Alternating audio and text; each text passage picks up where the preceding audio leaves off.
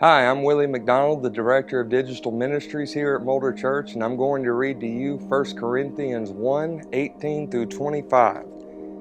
For the message of the cross is foolishness to those who are perishing, but to us who are being saved, it is the power of God. For it is written, I will destroy the wisdom of the wise, and bring nothing to the understanding of the prudent. Where is the wise? Where is the scribe? Where is the disputer of this age? Has not God made foolish the wisdom of this world? For since in the wisdom of God, the world through wisdom did not know God, it pleased God through the foolishness of the message preached to save those who believe. For Jews request a sign, and Greeks seek after wisdom. But we preach Christ crucified, to the Jews a stumbling block, and to the Greeks foolishness.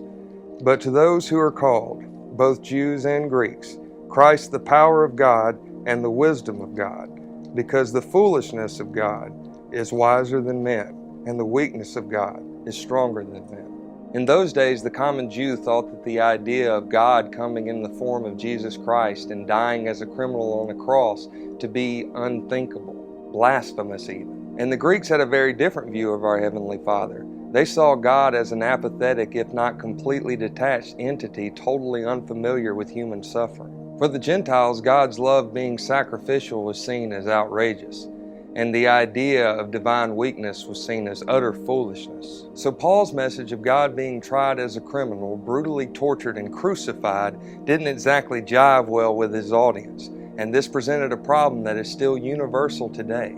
For example, in Japan, 2% of the population is Christian. The rest is made up of those who practice Buddhism and Hinduism. This is because there the idea of worshiping a poor, emaciated man on a cross is preposterous. The gods they typically worship are very powerful, with no hint of human weakness. Make no mistake though, the one true God became the embodiment of pain, suffering, and weakness in the form of an impoverished carpenter. Isaiah 53 states, He has no form or comeliness, and when we see Him, there is no beauty that we should desire Him. He is despised and rejected by man, a man of sorrows, acquainted with grief.